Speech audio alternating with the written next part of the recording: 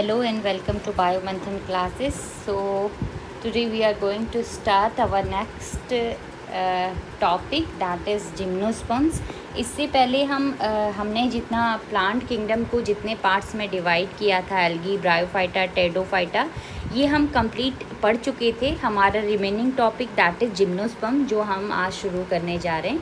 तो स्टार्ट करते हैं gymnosperms.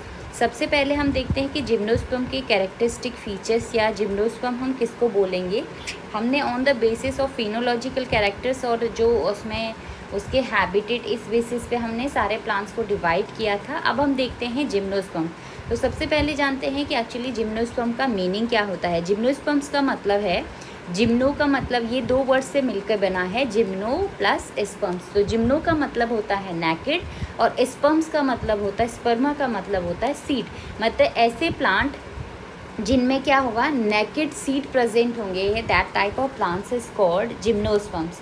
The ovule are not enclosed by an ovary wall and remain exposed both before and after fertilization. The seeds that develop post fertilization are not covered, for example naked. तो ये इन कहने का मतलब है कि ऐसे प्लांट जिसमें post fertilisation या आफ्टर फर्टिलाइजेशन, इसमें क्या होगा, बिफोर या आफ्टर फर्टिलाइजेशन, इसमें जब ओव्यूल का डेवलपमेंट होगा, जब सीड बनेगा, तो वो सीड क्या होगा, नेकेड स्टेज में होगा.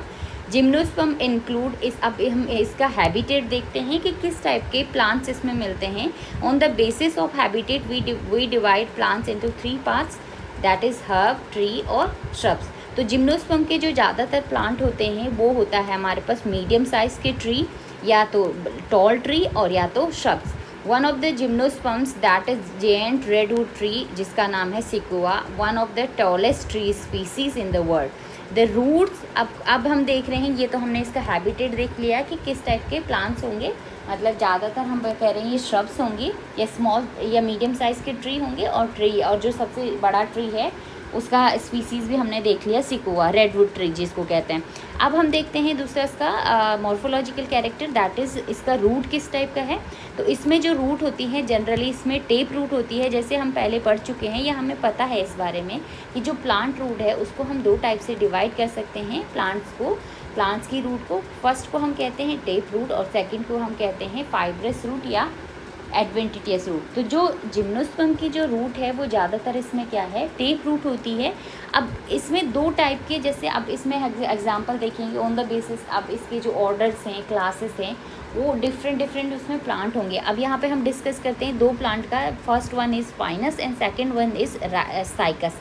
अब हम देख रहे हैं कि इसकी जो रूट है that is tap root, but इसकी जो रूट है उसमें से कुछ स्पेसिफिक कैरेक्टर होते हैं. जैसे पाइनस की रूट है, पाइनस की रूट को एक सिम्बायोटिक रिलेशन जिसको कहते हैं, एक फंगल एसोसिएशन में रहती है, उसको हम कहते हैं माइकोराइजा. माइको का मतलब है फंगस और राइजा, इसकी जो रूट के बीच जो एसोसिएशन होता है पाइनस की रूट्स के बीच. सेकंड प्लांट है साइकस. इसमें क्या है, इसकी रूट को बोलते हैं, जैसे इसकी स्पेसिफिक रूट को बोलते हैं कोरेलॉइड रूट्स. पाइनस की जो रूट है उसको बोलते हैं कोरेलॉइड रूट, और इसमें एसोसिएशन होता है साइनोबैक्टीरिया. जैसे आप लोग को पता होगा साइनोबैक्टीरिया क्या करता है, नाइट्रोजन फिक्सेशन का काम करता है. तो जो कोरेलॉइड रूट्स हैं उसमें क्या होता है, साइनोबैक्टीरिया होता है जो नाइट्रोजन फिक्सेशन का काम करता है. अब इसके जो मॉर्फोलॉजिकल, इसके स्टेम की बात करते हैं. तो जो साइकस का स्टेम है वो अनब्रांच होगा, और जो पाइनस और सिड्रस दियोदारा आपने सुना होगा, उसकी जो ब्रांच है, जिसके स्टेम्स जो हैं वो क्या होंगे, ब्रांच होंगे. लीफ की बात करें तो सिंपल लीफ होगी या कंपाउंड भी हो सकती है. बट साइकस के केस में अगर हम देखें तो इसकी पिन्नेट लीव्स होती हैं. Leaves of gymnosperm are well adapted to withstand extreme temperature, humidity और विंड. अब हम इसकी जो लीफ है इनका क्या है, एक वेल एडेप्टेड हैं ये किसके लिए, एक्सट्रीम टेम्परेचर के लिए, ह्यूमिडिटी के लिए या विंड के लिए. ज़्यादातर कॉनिफर्स का आपने देखा होगा, कॉनिफर्स इसकी एक कॉनिफर इसकी क्लास है जिसमें जो प्लांट आता है दैट इज़ आपने देखा होगा पाइनस. तो उसकी जो लीफ होती है वो क्या होती है, निडिल लाइक लीफ होती है. और कभी कभी हम लोगों ने देखा कि जो उसकी अपर सरफेस होती है उस पर क्या हो गया, एक वैक्सी और थिक क्यूटिकल्स लेयर्स होंगी और संकन स्टोमेटा उसमें प्रेजेंट होंगी, जो क्या करेंगे, वाटर को रिड्यूस करने का काम करते हैं.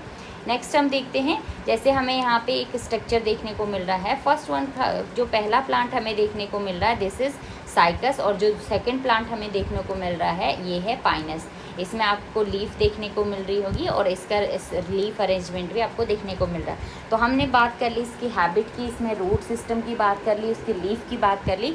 अब हम इसमें देखते हैं रिप्रोडक्शन या सीड डेवलपमेंट कैसे होता है। तो जो जिम्नोस्पर्म होते हैं वो क्या होते हैं, हेट्रोस्पोरस। हेट्रोस्पोरस का मतलब इसमें 2 टाइप के स्पोर्स का फॉर्मेशन होता है। तो जो स्पोर्स का फॉर्मेशन होता है वो हैप्लॉइड माइक्रोस्पोर या मेगास्पोर 2 फॉर्म में होगा। 2 फॉर्म में कैसे कि मेगास्पोर मदर सेल्स और माइक्रोस्पोर मतलब 2 टाइप के मेल गैमेट्स और फीमेल गैमेट्स का फॉर्मेशन होगा। 2 kind of spores are produce within sporangia that are borne on sporophylls. Sporangia में ये स्पोर्स का फॉर्मेशन होता है जो कहाँ पे होंगे, स्पोरोफिल्स पे होंगी, which are arrange spirally along an axis from legs or compact stabuli or cones. The stabuli bearing microsporophyll or microsporangia are called microsporangiate or male stabuli. The microspores develop into male gametophytic generation which is highly reduced and is continued to only a limited number of cells. This reduced gametophyte is called a pollen grain. The development of pollen grain takes place within the microsporangia. The cone-bearing megasporophyll with ovules of megasporangia are called macrosporangiate or female stabuli. The male or female cones or stabuli may be born on the same tree, Pinus.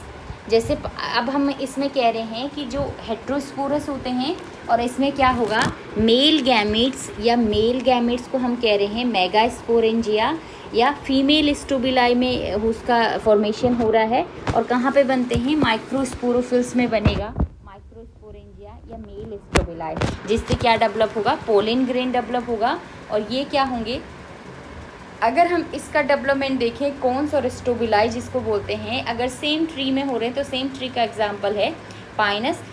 However Cycas में क्या होगा, male cone and megasporophyll are borne on different trees. जो Cycas है उसको हम कह रहे हैं कि वो क्या हो गया, इसमें मेल ट्री अलग होगा और फीमेल अलग हुआ, जबकि पाइनस में क्या होगा, एक ही प्लांट में होगा। The megaspore mother cell differentiated from one of the cells of nucellus. The nucellus is protected by envelope and composite structure is called ovules. The ovules are borne on megasporophyll which may be clustered to form the female cone. The megaspore mother cell divide mitotically to 4 megaspore. One of the megaspore enclosed with megasporangium develop into multicellular female gametophyte that bear 2 or more archegonia और female sex organ। अब हमने देख लिया male gametophyte कहाँ पे बना, last जो process है दैट इज़ पॉलिन ग्रेन हमें मिल गया। अब उसका ट्रांसफ़र कैसे हो रहा है, वो कैसे जा कर के फीमेल गैमेटोफाइट से कनेक्ट हो रहा, मतलब ओव्यूल तक ओव्यूल का फॉर्मेशन कैसे हो रहा, पॉलिन ग्रेन जा कर के पॉलिन ट्यूब के थ्रू वो पहुँचेगा कहाँ, फीमेल गैमेटोफाइट में, ओव्यूल में उसके मेगास्पोरोफिल्स में पहुँचेगा या मेगास्पोरेंजिया में पहुँचेगा। वहाँ पे क्या होगा, उसका फर्टिलाइजेशंस होगा। जहाँ पे जो सेल्स होती हैं वो 4 मेगास्पोर मदर सेल्स बनेंगी, जिसमें से एक सेल्स जो होगी वो मेगास्पोरेंजियम में डेवलप होंगी, that develop multi cellular female gametophyte, और जो उस पे होंगे 2 और मोर आर्चिगोनिया होंगे जो फीमेल सेक्स ऑर्गन्स हैं इसके। The multi cellular female gametophyte is also retain the megasporangia. ठीक है, अब इसमें क्या होगा नेक्स्ट, अब हम देख रहे हैं कि जैसे हमने देखा कि ब्रायोफाइट है, टेडोफाइट्स एंड जैसे ही gymnosperm the male and female gametophyte do not have an independent free living existence, मतलब उसकी तरह ही जिम्नोस्पर्म में क्या होगा, फ्री लिविंग एग्जिस्टेंस नहीं होगा, ये एक दूसरे पे डिपेंड रहते हैं इसमें। They remain with sporangia retain on the sporophyte. The pollen grain is release from microsporangia. Pollen grain release होते हैं कहाँ से, माइक्रोस्पोरेंजिया से, और उनके लिए क्या होता है, एक एजेंट चाहिए होता है, एक मीडियम चाहिए होता है, जैसे लाइक एयर करंट के थ्रू वो कहाँ पे पहुँचेंगे, मेगास्पोरोफिल्स में। The pollen tube carry a male gametes grow toward archegonia. जैसे हमने देखा था कि एक मेगास्पोर मदर सेल से आर्चिगोनिया का डेवलपमेंट हुआ, तो यहाँ पे क्या हो रहे हैं, पोलन ग्रेन से पोलन ट्यूब के माध्यम से क्या हो रहा है, जो मेल गैमेट्स है वो कहाँ पहुँच रहा है, आर्चिगोनिया में पहुँच रहा है, इन ओव्यूल में, and discharge their content near the mouth of archegonia. और वो जो पोलन ग्रेन ला करके विंड के थ्रू जो पोलन ग्रेन आते हैं वो आर्चिगोनिया के माउथ पे स्टिक हो जाते हैं, वहाँ पे उनको रखा जाता है। और देन क्या होगा, फर्टिलाइजेशन होता है, मेल गैमेटोफाइट और फीमेल गैमेटोफाइट का फर्टिलाइजेशन होगा। फर्टिलाइजेशन के बाद जाइगोट का डेवलपमेंट होगा, और जाइगोट किस में डेवलप होगा, एम्ब्रियो में। एम्ब्रियो के बाद जो ओव्यूल है वो किस में डेवलप होगा, वो सीड में डेवलप होगा, और जो सीड है वो क्या होता है, इसमें नॉट कवर्ड होता है।